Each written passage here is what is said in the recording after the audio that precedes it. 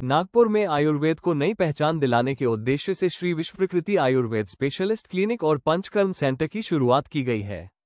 इस क्लिनिक में पारंपरिक आयुर्वेदिक पद्धतियों के साथ साथ आधुनिक सुविधाओं से युक्त पंचकर्म थेरेपी उपलब्ध कराई जा रही है। क्लिनिक के विशेषज्ञ डॉक्टरों का कहना है कि यहां पर diabetes, high blood pressure, thyroid, मोटापा, गैस्ट्रिक समस्या, जोड़ और रीढ़ की हड्डी का दर्द, त्वचा रोग और मानसिक तनाव जैसी समस्याओं का इलाज प्राकृतिक और सुरक्षित तरीकों से किया जाता है। इसके अलावा पंचकर्म थेरेपी के अंतर्गत शरीर को विषमुक्त कर रोग प्रतिरोधक क्षमता बढ़ाने के लिए विशेष उपचार उपलब्ध है। रोगियों के अनुसार यहां मिलने वाली सेवाएं न सिर्फ स्वास्थ्य सुधार में कारगर है, बल्कि जीवनशैली को भी संतुलित करने में मदद करती है। श्री विश्व प्रकृति आयुर्वेद स्पेशलिस्ट क्लिनिक और पंचकर्म सेंटर प्रथम तल 481 महिला महाविद्यालय के सामने, new Nandanvan colony, Nandanvan, Nagpur, Maharashtra. Contact number 8446435213। मेरा नाम वैद्य विशाल सुरेश सुरेखा, मैं एमडी आयुर्वेद हूँ और मैं Shri Vishwa Prakriti Ayurved super speciality clinic के माध्यम से नागपुर में गत 3 वर्षों से अपनी सेवाएं नागपुर में प्रदान कर रहा हूँ। और इसी साथ आयुर्वेद का प्रचार प्रसार ये रूरल एरिया में होना चाहिए, उस उद्देश्य को रखते हुए हम पिछले 5 वर्षों से खामगांव जिला बुल्ढाना में जो है हमारी सेवाएं प्रदान करते हैं। हम हर महीने के दूसरे और चौथे शनिवार रविवार को खामगांव में सेवा देते हैं और सोमवार से शुक्रवार तक विश्व प्रकृति आयुर्वेद के माध्यम से यहाँ पे नागपुर में सेवा देते हैं। नमस्ते, मेरा नाम डॉक्टर सुजाता लड्ढा सुरेखा है। मैं गत 3 वर्षों से नागपुर में प्रैक्टिस कर रही हूँ, स्पेशली स्किन और हेयर्स और साथ में गायनेकोलॉजिकल इश्यूज में आयुर्वेदिक ट्रीटमेंट हम प्रोवाइड कर रहे हैं। इसके साथ ही साथ जैसे सर ने अभी बताया, खामगांव डिस्ट्रिक्ट बुल्ढाना में भी हमारा एक क्लिनिक है जहाँ पे हम रूरल एरिया में आयुर्वेद का प्रचार प्रसार हो, इसलिए खामगांव में विजिट प्रैक्टिस करते हैं, जो हर महीने के 2nd और 4th सैटरडे संडे को होती है। हम अगर आयुर्वेद दिवस के बारे में बात की जाए तो आज आयुर्वेद दिवस है, जिसके ऊपर उपलक्ष्य में हम ये विशेष एपिसोड हम कर रहे हैं। सर, मैं जानना चाहूंगा आपसे आयुर्वेद के बारे में अगर जाने तो आयुर्वेद क्या है? देखिए, जैसे आज हम इस 10वां आयुर्वेद दिवस यहाँ पे मना रहे हैं। आयुर्वेद जो है, एक समय पहले तो ये सिर्फ एक साइंस नहीं है, एक ही जीवन जीने की कला है। और इट इज नॉट कि कुछ तो ऐसे एंशिएंट पुराना है, एक जीवन जीने की कला है जो कि हमको एक रिजिमेंट करती है। और अभी जो जीवन शैली से रिलेटेड डिसऑर्डर है उसको मैनेज करने में हमें हमारी बहुत सारी मदद करती है। आयुर्वेद के बारे में बात अगर की जाए, लोग हमेशा सोचते हैं कि जैसे एलोपैथी दवाई का यूज होता है, उस तरह आयुर्वेद भी जब बीमार हो तभी ले, ऐसे लोगों की मनोधारणा है। तो क्या आयुर्वेद जब बीमार हो तभी काम में आता है या किसी भी स्थिति में आयुर्वेद का उपयोग किया जा सकता है? ऐसे नहीं है, जैसे सर ने अभी बताया, आयुर्वेद ये जीवन जीने का शास्त्र है। आयुर्वेद का मतलब है आयुषः वेदः इति आयुर्वेदः, मतलब कि आयुष्य मतलब जिंदगी जीने का जो शास्त्र है वो आयुर्वेद है। और जैसे आपने पूछा है अभी, तो आयुर्वेद का जो परम प्रयोजन है वो यही है कि स्वस्थस्य स्वास्थ्य रक्षणम आतुरस्य विकार प्रशमनः, मतलब यहाँ पे जो बीमार रोगी है उसका विकार प्रशमन तो करना ये आयुर्वेद में तो लिखा ही है, लेकिन इसके साथ साथ जो स्वस्थ व्यक्ति है उसका स्वास्थ्य मेंटेन करने के लिए आयुर्वेद में जैसे दिनचर्या है, ऋतुचर्या है, ऐसे अलग अलग रेजिमेंट्स का वर्णन आया है, जिसको अगर हम अच्छी तरह से फॉलो करेंगे तो जो डिसीजेस आजकल हो रहे हैं, जैसे लाइफस्टाइल डिसऑर्डर्स है, जो कॉमनली आजकल हर घर में हाइपरटेंशन, डायबिटीज ऐसे पेशेंट्स हमें दिखाई देते हैं, ओबेसिटी के पेशेंट्स दिखाई देते हैं, कोलेस्ट्रॉल के पेशेंट्स दिखाई देते हैं। तो ये जो है, ये सब जिंदगी जो हमारी जीवन शैली है, हमने जो जिसे हम कहते हैं कि पाश्चात्य संस्कृति अपनाने के चक्कर में ये जो हो रहा है उसे हमें रुकाना है। तो ये हमें आयुर्वेद सिखाता है कि जिंदगी कैसे जीना है। जैसे मैडम ने बताया कि कुछ बीमारी के नाम दिए, तो क्या आयुर्वेद सिर्फ उन्हीं गिनी चुनी बीमारियों पे ही असर करता है या किसी भी बीमारी पे आयुर्वेद असरकारक है? क्या कहते हैं?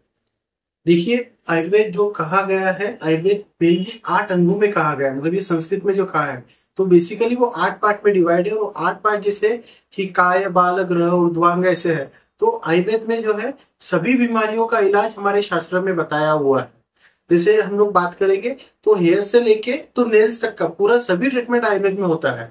मेनली जैसे अस्थमा का ट्रीटमेंट होता है, एसिडिटी, आईबीएस, जो कि अभी बहुत सारे लोग इससे सफर कर रहे हैं। जैसे डायबिटीज, हमें लगता है ये अभी अभी आया है, पर इसका इलाज हमारे आचार्यों ने इतने पहले बता के रखा हुआ है। हाइपरटेंशन का ट्रीटमेंट आयुर्वेद में होता है, पाइल फिशर फिस्टुला का आयुर्वेद में ट्रीटमेंट होता है, वात रिलेटेड, आर्थराइटिस रिलेटेड सभी बीमारियों का ट्रीटमेंट आयुर्वेद में होता है, और सभी स्किन डिसीज का ट्रीटमेंट आयुर्वेद में अच्छी तरह से हम लोग कर सकते हैं। यानी सभी बीमारियों के लिए एक ही वेद का अलग थेरेपी करने की जरूरत है। जी, आयुर्वेद का एक मूलभूत अंग है पंचकर्म। इसके बारे में बात करें, मैं जानना चाहूंगा पंचकर्म आखिर होता क्या है? एक्चुअली पंचकर्म ये आयुर्वेद की शोधन क्रिया है। बेसिकली जब आयुर्वेदिक ट्रीटमेंट आचार्यों ने बताया है, जो हमारे चरक संहिता, सुश्रुत संहिता, वाग्भट संहिता, ये जो हमारे आद्य तंत्र है, जो भी है, तो इन सब में जब चिकित्सा बताई है, जैसे हम एलोपैथी में इसे ट्रीटमेंट कहते हैं, तो आयुर्वेद में इसे चिकित्सा कहते हैं। तो इस चिकित्सा के कुछ पॉइंट्स है, मतलब जैसे हम स्तर है, तो जब भी हम ट्रीटमेंट करते हैं तो पहले आयुर्वेद में शोधन चिकित्सा बताई है। जैसे आयुर्वेदिक ट्रीटमेंट जो होता है, शरीर के जो 3 दोष है, वात, पित्त और कफ, इन मूलभूत अंगों पे चिकित्सा करता है। तो इनका अगर शरीर में दुष्ट हुआ है तो उसे कम करके वैसे चिकित्सा की जाती है। तो जब ये चिकित्सा हमें करनी है तो पहले शोधन चिकित्सा आती है, जिससे हम शरीर में बढ़े हुए दोष बाहर निकाले जाते हैं। तो इस शोधन चिकित्सा के अंतर्गत पंचकर्म चिकित्सा आती है। तो पंचकर्म मतलब जिसे हम आजकल की भाषा में डिटॉक्स कह सकते हैं। It is not actually completely detox, but it can be a detox. तो इसमें क्या है कि हम हमारे शरीर में जो बढ़े हुए वात हो या पित्त हो या कफ दोष है, तो नजदीक के जो बाह्य मार्ग है उससे हम इसे शरीर के बाहर निकाल रहे। तो पंचकर्म में वमन, विरेचन, बस्ती, नस्य, रक्तमुक्षण, ऐसे अलग अलग पंचकर्म होते हैं। तो वमन पंचकर्म जो है, जिसको कफ की व्याधियां है, उसमें काफी असरदार होता है, जिसमें मेडिकेटेड इमेसिस हम जिसे कहते हैं। फिर बाद में विरेचन नाम का जो पंचकर्म है, उसे हम मेडिकेटेड पर्गेशन कहते हैं, जिसमें हम कुछ दवाइयां देके, कुछ पहले घी पिलाते हैं दवाइयों से बना, और उसके बाद में कुछ दवाइयां देके हम इंड्यूस डायरिया करते हैं, और उसके वजह से पेट में जमी जो भी पित्त है बड़ा हुआ, वो पर्गेशन के थ्रू शरीर के बाहर निकलता है। बाद में वैसे ही बस्ती नाम का पंचकर्म है, जो वात की बीमारियों के लिए बहुत असरदार है। वात मतलब जो पूरा आर्थराइटिस के अंडर जितने भी सब डिसीज आते हैं, वो आयुर्वेद में एक ब्रॉड टर्मिनोलॉजी है, वात रोग, उसके अंदर आते हैं। तो इसमें बस्ती नाम का पंचकर्म बहुत अच्छा असर करता है। बाद में जो ऊर्ध्व जत्रुगत मतलब कि हमारे शरीर गर्दन के ऊपर के जितने भी विकार है, उसमें नस्य नाम का एक पंचकर्म है, जो बहुत अच्छा कार्य करता है, जो नेजली एडमिनिस्टर हम मेडिसिन करते हैं।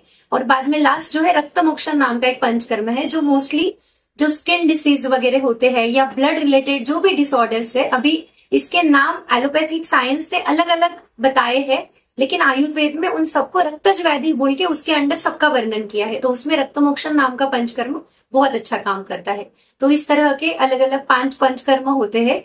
एक ही पेशेंट के सारे पंचकर्म नहीं किए जाते, डिपेंड ऑन द कंडीशन, जिसको जो जरूरत है उसके हिसाब से पंचकर्म किए जाते हैं। ये पंचकर्म आपने बताया, इसके बाद शिरोधारा भी है और अग्निकर्म है, ये एक्चुअल क्या है? एक्चुअली शिरोधारा, अग्निकर्म, ये जो है ये भी क्रियाएं ही है, जो शरीर का जो अतिरिक्त बढ़ा हुआ दोष है उसे बाहर निकालती है।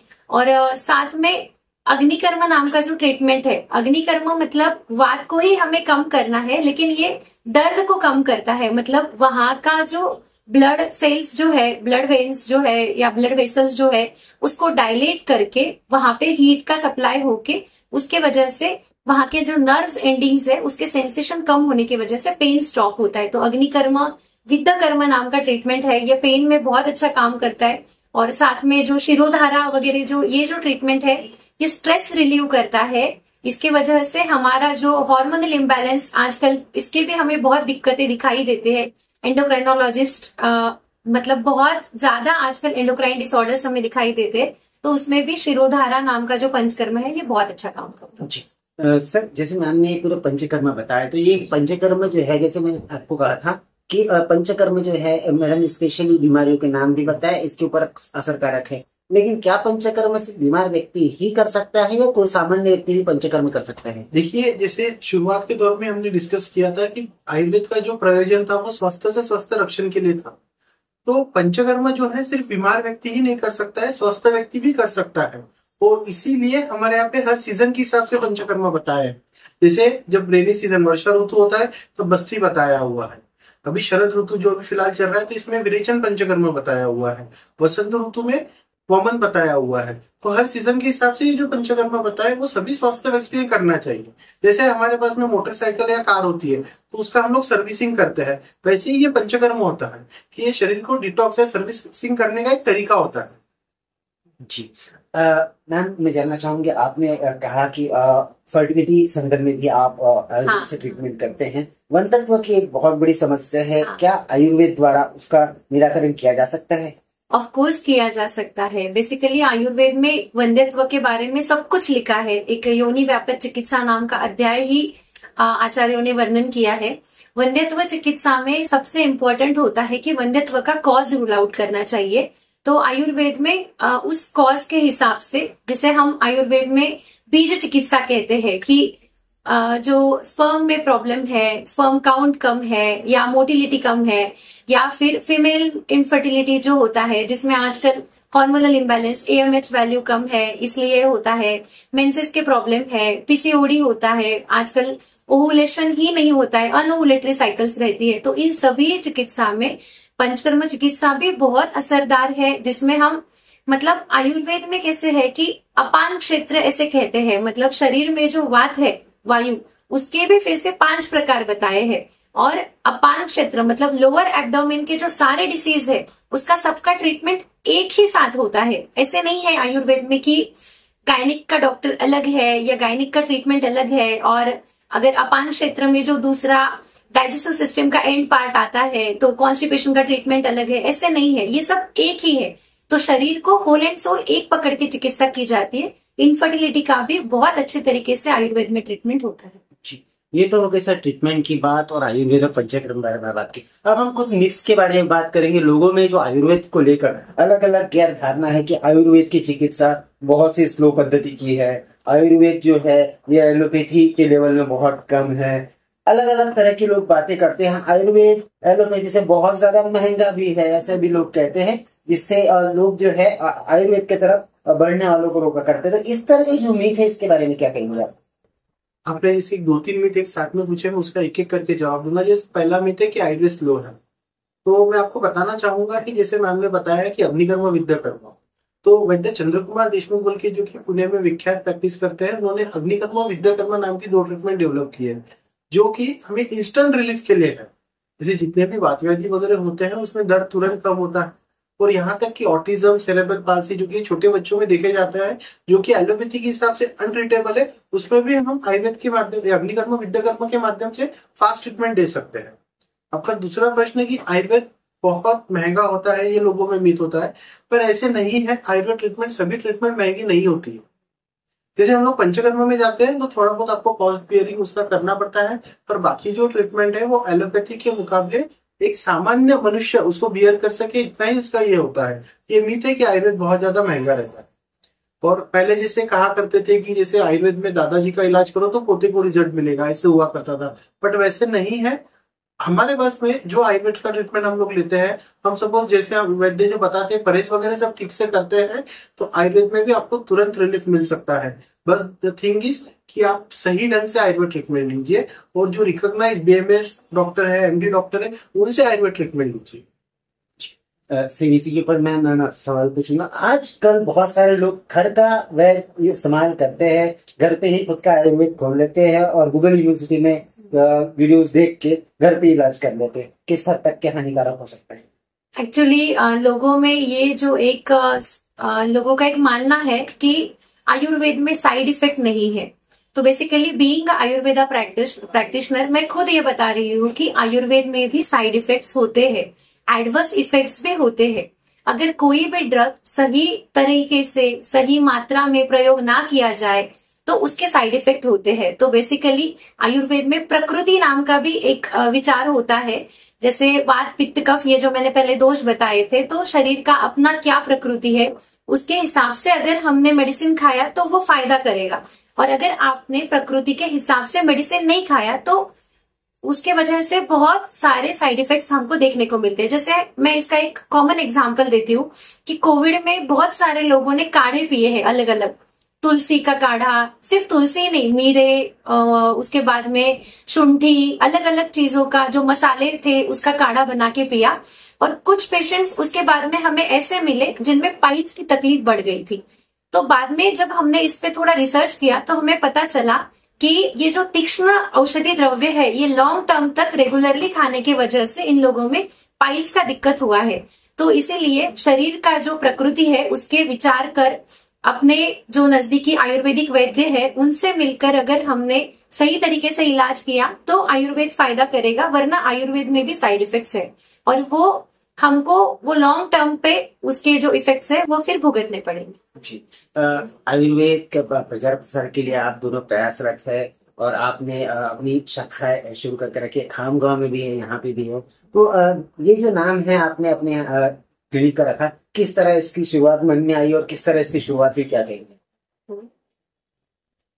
देखिए, मतलब इसका सपोज हम क्लिनिक का लोगो और नाम ये देखते हैं तो ये था कि जस्ट हमारा जो टैगलाइन है कि let's go back to the root again, क्योंकि हमारा ये माध्यम था कि हम जो ट्रीटमेंट कर रहे हैं वो प्रकृति से रिलेटेड रहना चाहिए, इसलिए हमने प्रकृति ये नाम इसमें सिलेक्ट किया। और विश्व प्रकृति इसमें जैसे कि इस टाइम का जो आयुर्वेद का मोटो है कि आयुर्वेद फॉर द पीपल और आयुर्वेद फॉर द प्लेनेट, और वही ध्यान हमारा रहा कि ये जो ट्रीटमेंट है जो कि लुप्त होता जा रही चिकित्सा, इसको पूरे विश्व में स्प्रेड करना, उसी कारण इसका नाम जो है वो विश्व प्रकृति आयुर्वेद ऐसे रखा हुआ। विश्व प्रकृति क्लिनिक के बारे में बात अगर करूँ तो यहाँ कौन कौन सी फैसिलिटीज प्रमुख तौर पर उपलब्ध है? विश्व प्रकृति आयुर्वेद में सर डायरेक्टर है विश्व प्रकृति आयुर्वेद के डॉक्टर विशाल सुरेखा, जो mostly spine, joint and spine disorders, neurological disorders, जो डाइजेस्टिव इश्यूज है उसके साथ साथ जो बच्चों में ऑटिज्म या हाइपर एक्टिव चाइल्ड्स, ADHD, इन सभी चीजों पे डॉक्टर विशाल सुरेखा सर वर्क कर रहे हैं।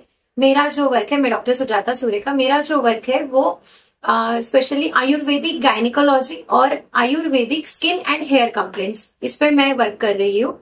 और बाकी भी सारे हमारे पास पंचकर्म सुविधा उपलब्ध है। पंचकर्म में हमारे पास जो सेटअप है वो केरलियन पंचकर्म सेटअप है और हमारा जो स्टाफ है वो भी केरलाइन स्टाफ है। तो यहाँ पे पूरी तरीके से सारे केरलियन पंचकर्म भी किए जाते हैं। चैनल के माध्यम से विश्व आयुर्वेद दिवस के उपलक्ष्य पर आपको विश्व स्तर पर जो लोग देख रहे हैं उनको क्या एक संदेश, क्या एक मैसेज आप देना चाहेंगे?